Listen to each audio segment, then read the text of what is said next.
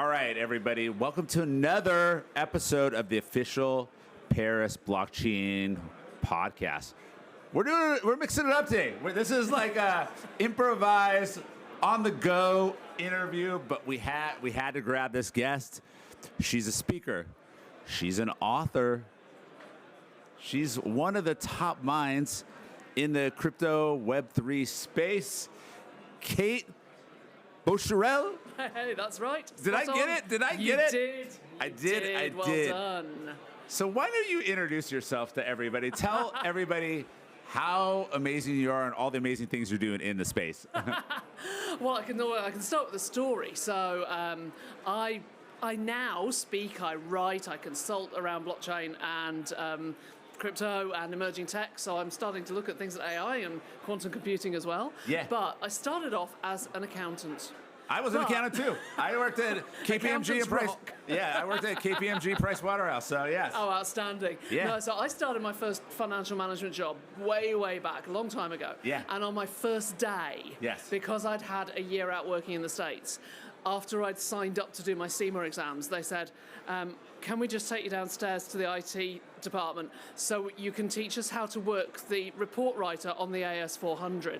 So I have totally been emerging technology since that was the AS400. Wow. That is insane.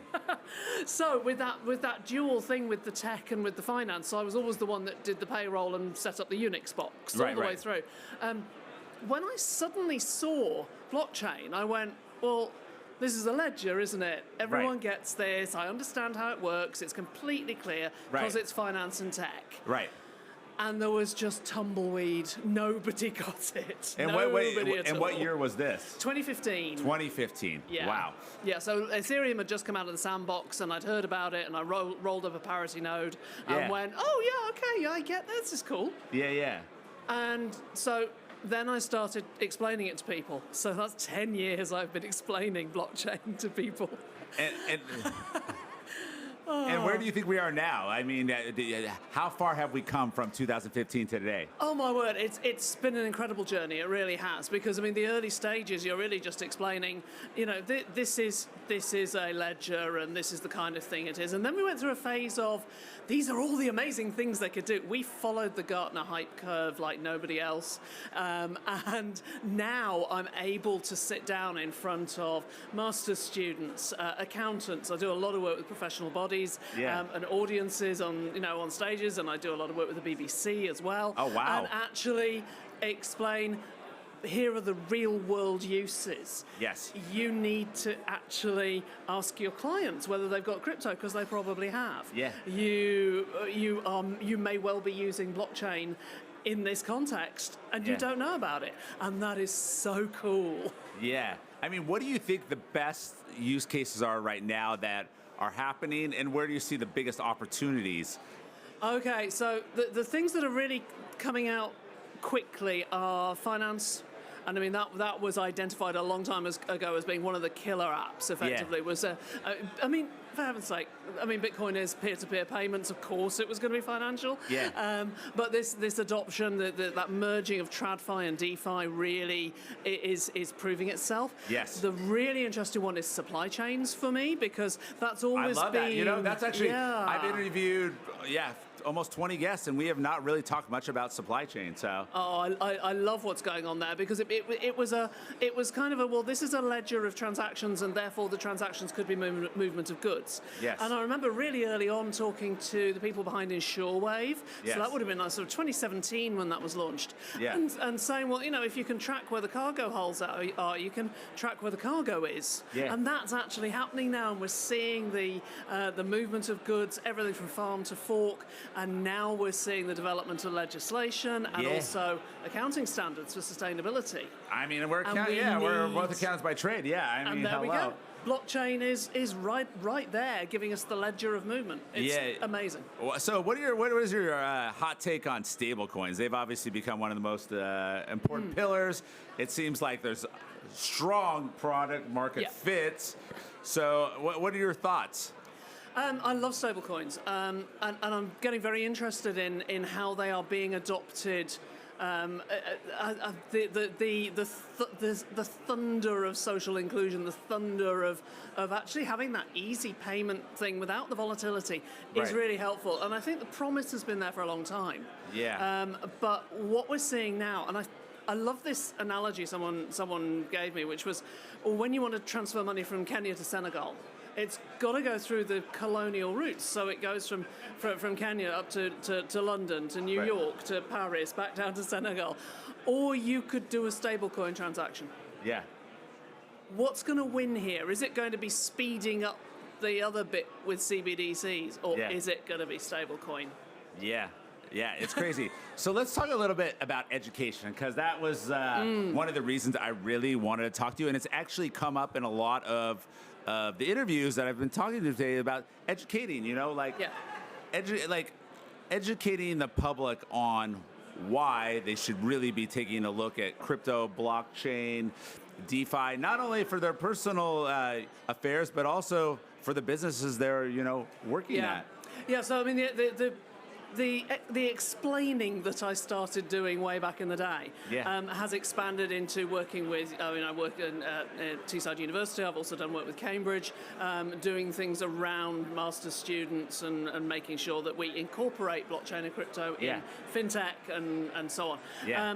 But the wider education piece is really stopping people being afraid of it and understanding what they need to do to get involved. And that depends on the audience. So every time I do anything with BBC, whatever I've been asked to come on about, it's, could you just explain what Bitcoin is? Right. And so it's actually making sure that there is an understanding of the risks and the opportunities, but not in a way that is frightening. Just say, look, this is a thing. It's not going away. Yeah. Just be aware of it. And if I'm talking to accountants, I'm talking deep into tax. I'm deep into reporting. If I'm talking to developers, I'm deep into consensus mechanisms. I'm deep into security. So just depends on the audience. Yeah. Well, let's jump into something. This is the fun part of the interview, lightning round. So, all right. So, token or broken, what's the biggest myth about stable coins or DeFi people that they still get wrong? Oh, my word. I see a lot of stuff around, there's two things. There's one thing within the industry going, but surely people don't want to have all their transactions seen. And most people are going, we don't care if it's quicker and more efficient. Right. So that's actually within the industry in terms of stable coins. Yeah. Hyperhope, which emerging blockchain trend do you believe has the most potential to drive real-world impact? Depends on the impact you're looking for. So I think Solana's doing a huge amount around the payment side of things. Yeah. And then we see I think when we're starting to get towards chains that are considering the permission side, the privacy side, that becomes interesting for enterprise. Yeah. Future forecast. If you could predict one major development in the blockchain industry in the next 5 years, what would it be? Interoperability. That keeps coming up. Actually, people working very much together, and I think that's already happening. Yes. Decentralized or disorganized? Decentralization is a core tenet of blockchain. How do we balance it with the need for effective governance? This is where I turn around problem and solution, because decentralized is a feature. It is something that you use if you need it. Yeah. And if you need a lot of governance and a lot of control, you've got to balance whether you actually need a blockchain in that particular case. Media or mania? The media plays a crucial role in shaping public perception of blockchain. How can we ensure accurate and balanced reporting? That's a great question. That's a really tough one, and I've been in a situation. I can't remember what the story was. I think it might have been the FTX sentencing, where I got bounced from some of the coverage, and the people who were the experts who were on the coverage were universally crypto skeptic. Yeah. And very much going, it's all a con, it's all a... And it was crazy, because I tend to be very, very much more balanced. Yeah. And I think it is more of a media choice. And so we give them the tools, but they go, this is what we're wanting to broadcast. Yeah. So it's just a continuous fight to go, look, let's get the balance in there. And you need the balance to get it right. Yeah. What do you think about diversity and inclusion in the space? Do you think there's a lot of room for growth? Yeah, there's what what I find, and this is a really kind of a personal view, is because I'm a mum, I don't necessarily get to go to all the things. I can't nip down to London to meet up with people after work. Yes. So there's a lot of the business that is done in forums that are not necessarily natural for every demographic. You know what? I've heard this from somebody else recently, so I think that's a great point you bring up. Who needs who more? Does AI need blockchain, or does blockchain need AI? They need each other. It is a match made in heaven. All right. I love that take. So is this your first Paris Blockchain Week? It is, because it always clashed with Easter holidays. Okay. So what has been the most surprising or inspiring aspect of Paris Blockchain Week for you so far? It's been absolutely brilliant in terms of just the chance meetings that build and provide opportunity. Yeah. And I'm used to going to conferences that I like that, and it's a joy to have that here. Yeah. And I've really enjoyed getting deeper into agentic AI. Those have been my big takeaways. I love it. What's one insight or lesson from this week that you believe is crucial for blockchain builders and founders to consider? I think it comes down to the collaboration piece, so certainly there's been a lot of talk around that. Yeah. And what emerging trend showcased here at Paris Blockchain Week are you most excited about, and how do you see it influencing the future of blockchain? Deep in is the most exciting one. I think it offers us the opportunity to actually use blockchain correctly to make a difference to a lot of people's lives. I love that. And where is the best place that people can follow you and all the amazing things you're doing? And obviously, well, you're on the BBC. I'm all over the place. So LinkedIn is a good place to find me. Okay. I have a little YouTube channel called The Blockchain Hurricane, which is little 2-minute snippets. So ask me questions, and I will answer those questions in 2 minutes. Really? You'll take anybody? Absolutely. Wow. I will. Basically, AMA. Ask me anything. I love Ask Me Anything. Yeah. And I've got a couple of books out. So I wrote for the British Computer Society last year. Wow. Getting started with cryptocurrency. That's my most recent non-fiction book. I also write cybercrime thrillers. That's a whole different podcast. Wow. Wow. You know, I'm advising a cyber security company. Wow. You should almost write a book for them. I love it. And where can you find the books? Amazon or on my own website. So go to katevolcharel.com. I love it. Thank you so much for coming on. This has been a pleasure. I love it. This is kind of impromptu. Wasn't even planning on it, but this is a pleasant surprise. So come by and crash the podcast booth here at Paris Blockchain Week anytime, all right? Thank you. All right, Appreciate thank you. it. Thank Thanks you. so much.